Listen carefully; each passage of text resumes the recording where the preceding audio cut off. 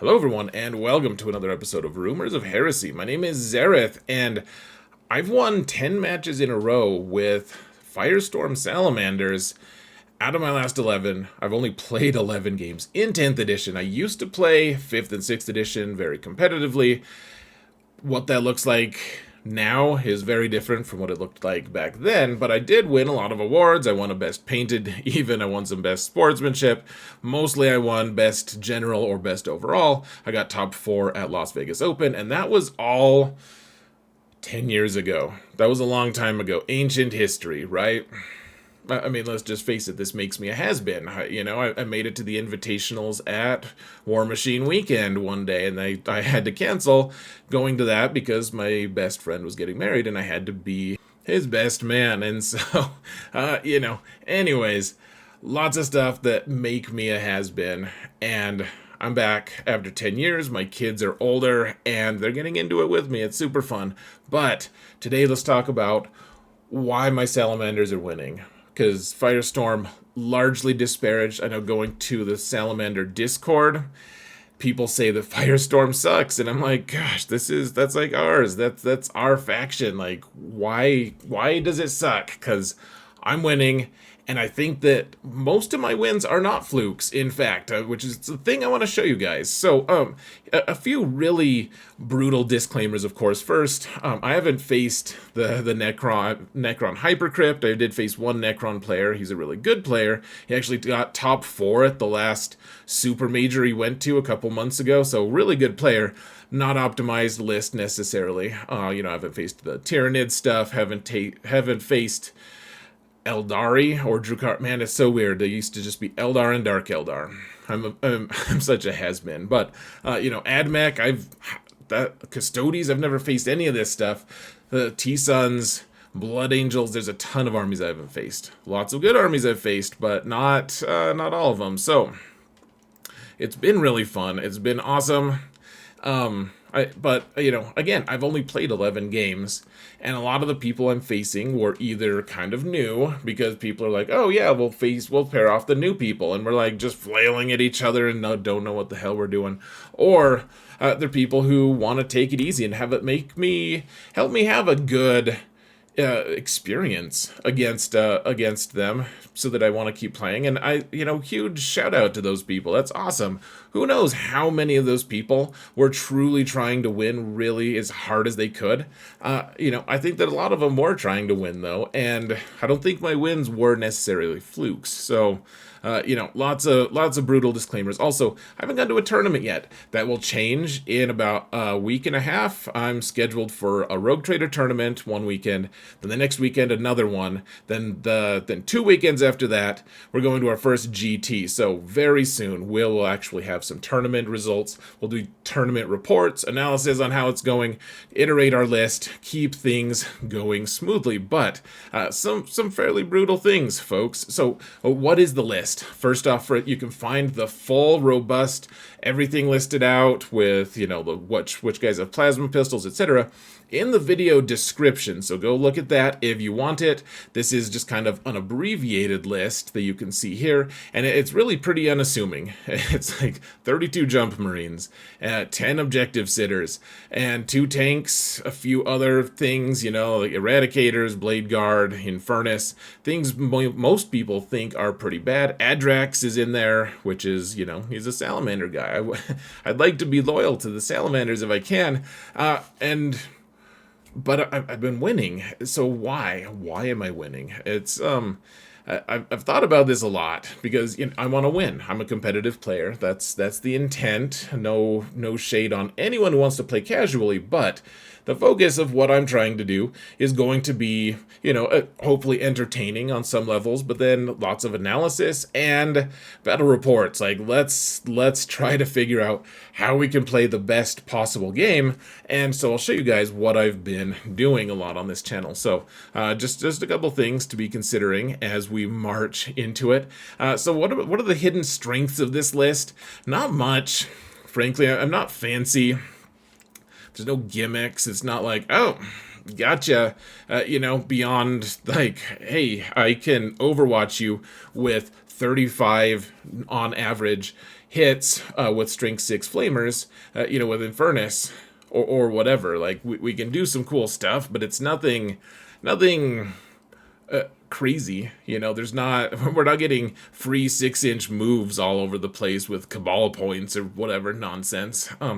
I mean, the list is fairly durable. It's a lot of marine bodies, and it does everything decently. And that's about it, guys. And a huge part of it is it does an enormous amount, like a very understated amount of damage, burst damage. We do a lot. We hit very hard. It doesn't seem like the list should, but it does. So we'll go over that a little bit. And I remember phasing a demons player, and he was like, "Oh, I thought maybe you'd kill my great unclean one, but I didn't think you'd also kill my bloodthirster." Like, people just don't expect it, and that's one of the hidden strengths of this army. Is honestly, people underestimate it. People think it sucks, and they're going to just casually waltz in and think they can run you over, because frankly, that's what back when I was playing in 5th and 6th edition, Marines were so awful. People would just assume like you're just gonna roll over them and destroy them. You don't have to even pay attention. You'll just kind of win by default.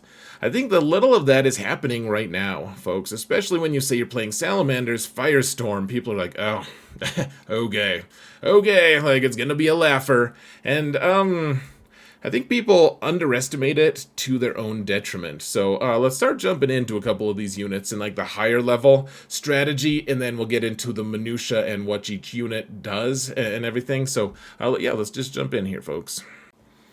So just a quick overview of what you get for taking Firestorm. You get to advance and shoot with everything. That includes your tanks and all of your infantry, which is pretty nice. Of course, you can't charge after that, but a lot of times we don't want to do that anyways.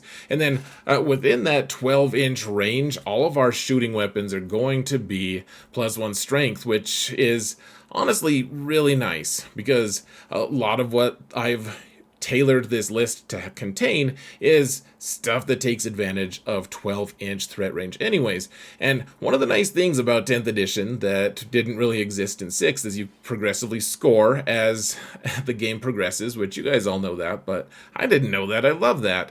It makes games so much more interesting. It used to be a last-second objective grab, so you just like bludgeoned each other to the end, and then someone would go and grab objectives, and then you'd try to grab and then it'd be over, and whoever grabbed objectives at the end would win. It was fairly miserable. Now you can't only do that. That's part of the strategy. But anyways, you can guarantee that your opponent is going to be on specific objectives sometimes. Like, if they're not, then you're winning by default. And so as long as you can get to those objectives, you can kind of win, right? As long as you can threaten them. And so you don't need much more than 12 inches, frankly. 24 inches, yes, you want a little bit more than that, but Salamanders at 12 inches are very deadly. And, you can really threaten things a lot when you have a ton of jump infantry and when you have a lot of units that can advance and then shoot all of their shots, which there are a lot of shots to be shot, to be fair. And so a lot of what we have is leveraging board control and threat distances. Like, we have a ton of jump infantry who can jump 12 and then charge, in theory, charge another 12. And, the Land Raider squad can even get farther. They get an extra 3 inches on top of that, the Blade Guard. Or the Land Raider can just advance 12 plus D6 and then burnate the peasants. It's a wonderful thing. It's a wonderful thing. And so the idea is we threaten the objectives with our army, just, at the top level. Like, this is the biggest, broadest strokes possible. We go in and threaten objectives. When people get close to the objectives, we clear them. And if people want to really rush you and try to keep you off of objectives, we have a lot of tools to deal with that as well. So one of the units that a lot of people tell me is not a good unit, frankly, are the Infernus Marines. And, they're all strength 6 guns under Salamanders, and so people are like, dude, they don't have any AP. That sucks. And I get that. I get that attitude, but man, strength 6, 35 hits on average from that, and then we can use, immolation protocols if we really need to. I know it costs 2 CP to do that. We can strengthen it a little bit, and if we really have to, if we get really close, we could also use the Crucible, which is, whatever that's called, Crucible of Battle. It gives us +1 to wound. It's not too bad. It really doesn't suck at all. And the idea with them isn't to just kill the really tough squads. I mean, you can. I mean, part of what's nice about this list is a lot of the units can really punch way up if you have the right, if you have some CP, if you have the right leverage, you can really do a lot of stuff. But 35 hits at strength 6 is really nice when you're hitting cultists who are only tough 3. Like, you're going to, on average, cause 30 saves to be rolled. Like, that's going to wipe an entire unit of cultists a lot of times, even without that AP. Or if they want to make that unit of cultists way stronger, then, a lot of times you can just charge them. Or if you've just advanced, then, you can use a different unit to take out the rest of them, whatever you want to do. Infernus aren't really meant to be a unit that just sits back and just destroys people. It's meant to be like kind of one of our front runners. I don't have a lot of scouts or anything.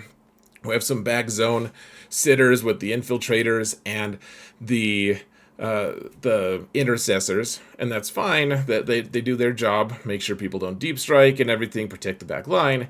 But the Infernus are going to kind of be the guys who everyone's trying to move block us, everyone's trying to mess with us, and Infernus in the center targeting an objective is going to mess with people, because if they can first turn, I've gotten a lot of surprise kills. People are like, dude, I forgot that you can advance and shoot. I'm like, yeah, I mean, I told you about, yeah, I just didn't think that Infernus were actually good. And that's all just part of people disparaging what this army can do. But advancing and moving is really nice, and then you can hit people. So you can fry people off of objectives. Everyone's trying to move block us, everyone's trying to scout and stop us.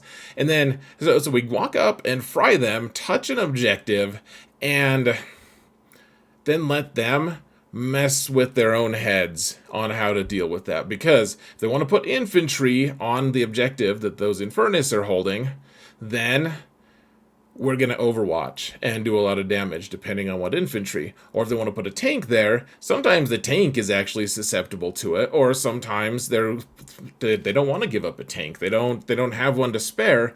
One way or another, a lot of them are not going to advance infantry toward my lines because I'm going to be able to overwatch, and that's easier said than done, especially in Pariah Nexus. It's tough to find a vantage where you're able to both hold an objective and get a really nice overwatch, but the idea is to apply pressure to our opponent. Now, if our opponent went first and kind of just blocked us in, we can get a first turn overwatch with Infernus, or depending on the situation, I mean, you could get a first turn overwatch against, with the Land Raider or with the Vanguard Vets, depending on what part of the board you're on.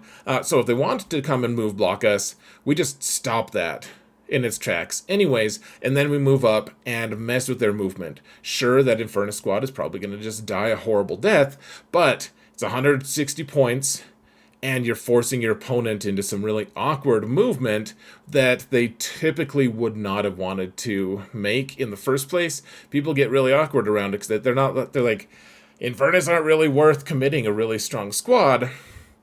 But if they commit a really weak squad, they just get burst down. And if they want to shoot the squad down, I mean, that's 20 marine wounds. That's not an inconsiderable amount of firepower that someone's going to have to pour into it just to clear that one objective. So the squad is just meant to mess with people, frankly, and it has so far. People don't know what to do with it. Sometimes there's not a really big threat that they can give. I mean, they can go and try to toast some Chaos Knights or something, but some army lists are going to be a little impervious to it. But for the most part, it's a unit people don't want to have to deal with, and they'll put a lot of resources into messing with it.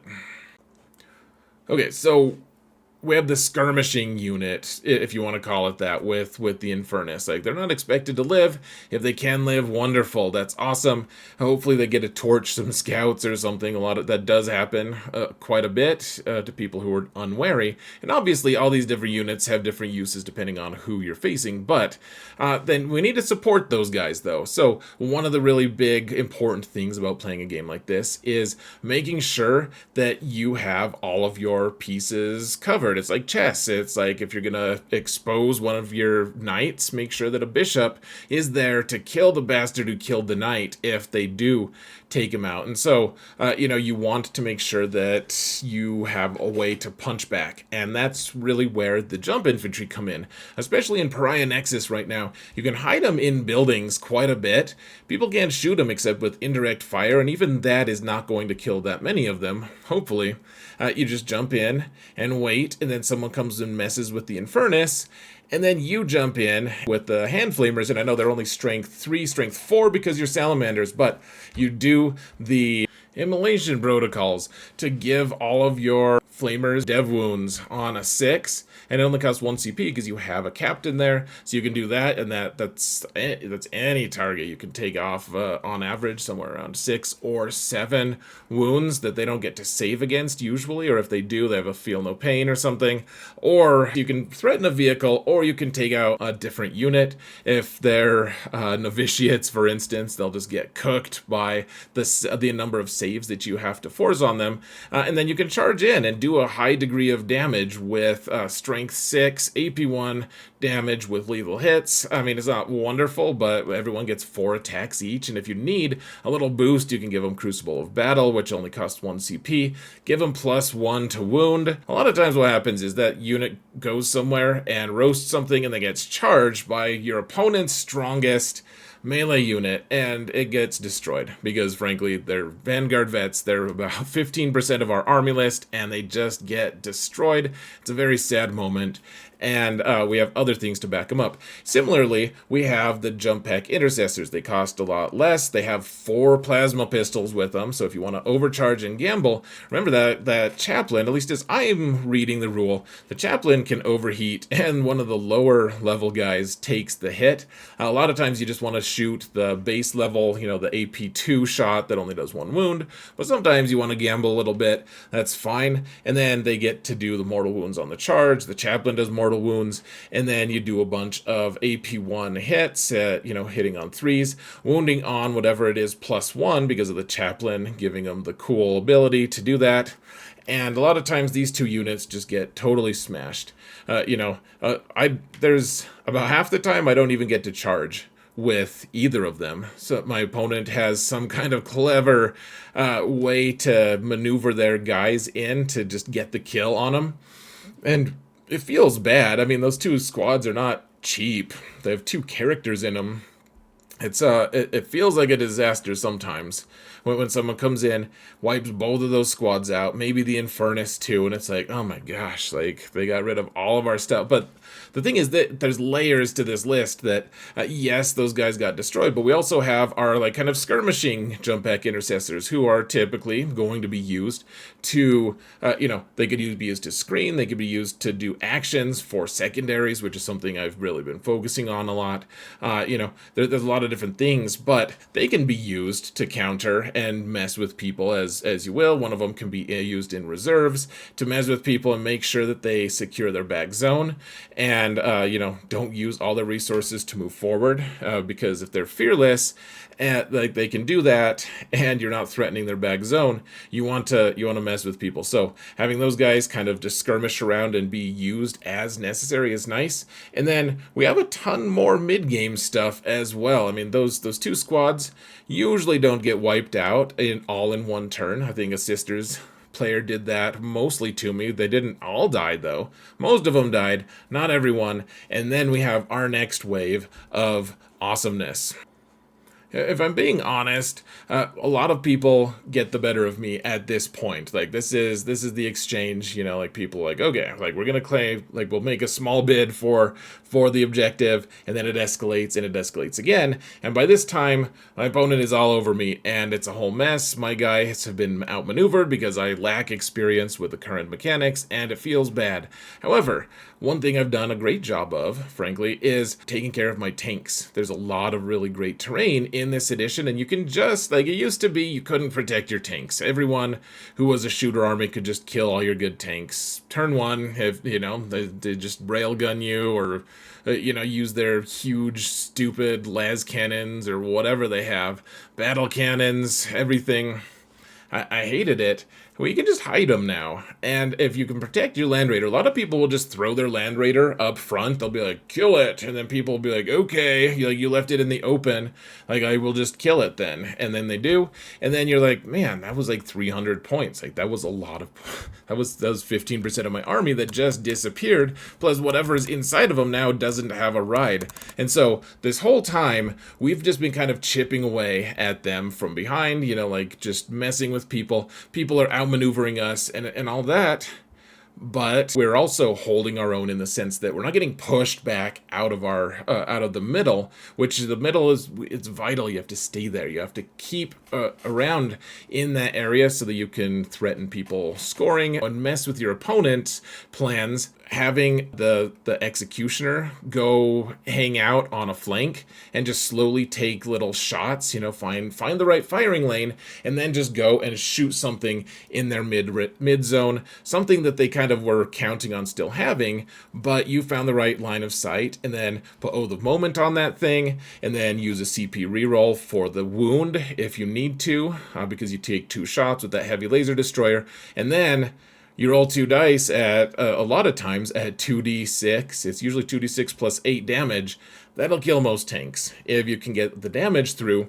And so you're doing that, or if they have a lot of light infantry, that's even more ideal, because then you can split your fire and you can actually take out 2 or 3 units at a time with that executioner. And if they get too close with heavy infantry or whatever, we also have the eradicators that we can dump out. They do a high degree of damage to vehicles if they're within 12 inches, or even better if they're within 9, so that you can do the +2 from the Melta. But one way or another, strength 10 on eradicators is so nice compared to strength 9, frankly, because a lot of vehicles are tough 10 or tough 9, and you get a +1 to be able to wound them. It's truly fantastic. They reroll all their stuff. You just get way higher damage rolls and damage results if you're strength 10 as opposed to strength 9 on weapons like that. So don't waste them, but those eradicators are nice to be able to do stuff with. And so I've been saving the repulsor executioner. That kills something every turn usually, or at least does a lot of damage. The Land Raider Redeemer is a tool to be used. It's like a scalpel. And so someone comes in, wipes out all of our awesome, hardworking, amazing infantry, and then the Blade Guard can come in and hopefully with Adrax wipe them out. I know it's not like the most amazing melee unit ever, but if you combine it with the crazy amount of damage, that first off we get 3 more eradicators that are riding along inside of that Land Raider, and then the amount of damage those flamer cannon things that they have on the Redeemer, the amount of damage those things do at strength 7, remember, so you can actually even you're even hurting like Land Raider level vehicles on a 5+ with a strength 7.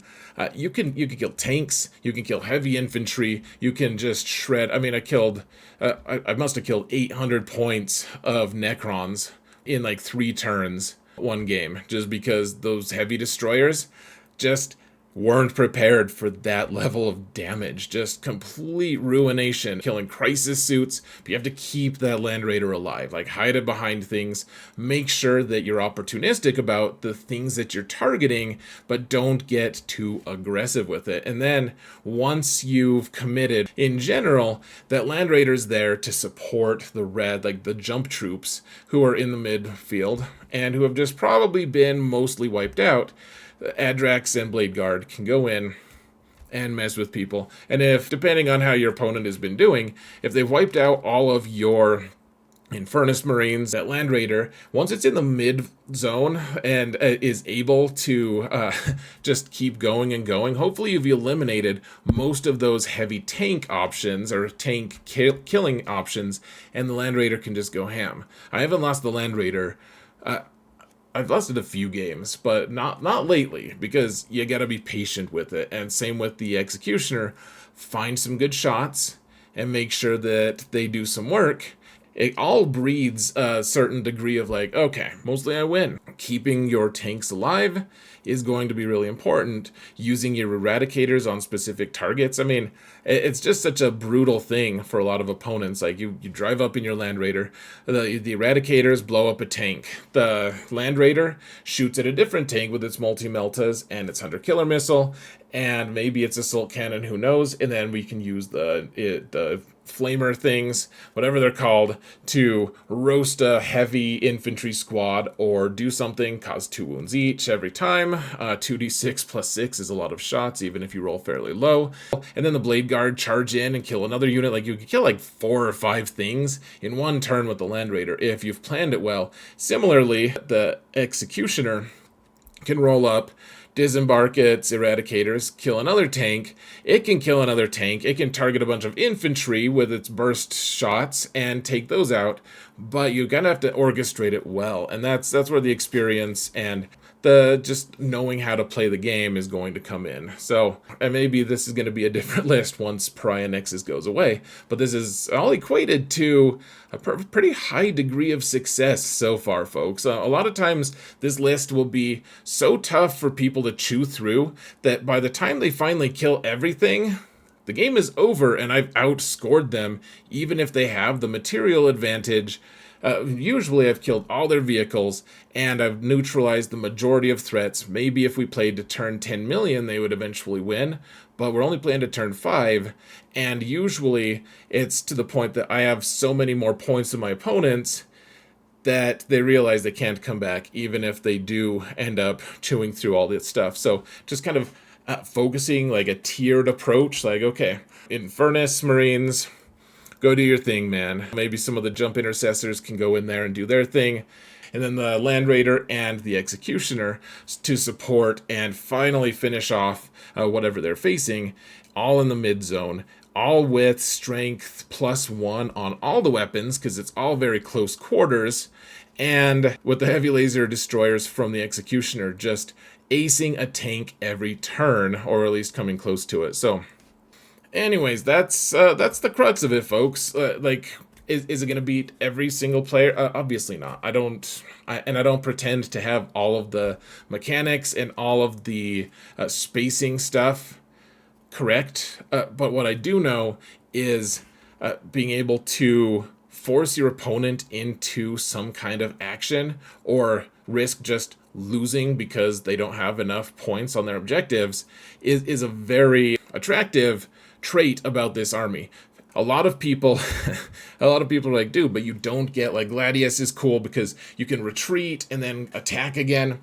And I get that, I suppose.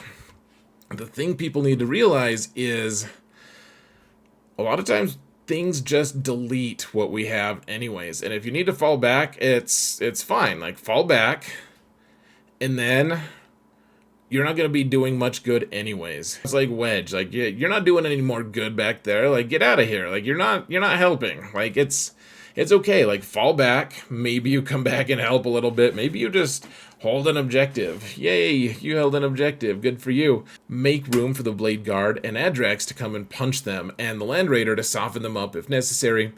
And a lot of times that's going to equate to a win. So, guys, let me know what your thoughts are. This is just the preliminary idea. We'll see how well it works in a tournament. Maybe the theory is just going to be totally disproven, but I do think that we'll find at least some degree of success. So hopefully, wish me luck.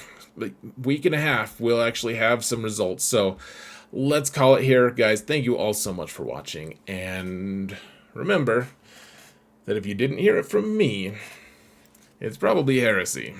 You might want to get that looked at.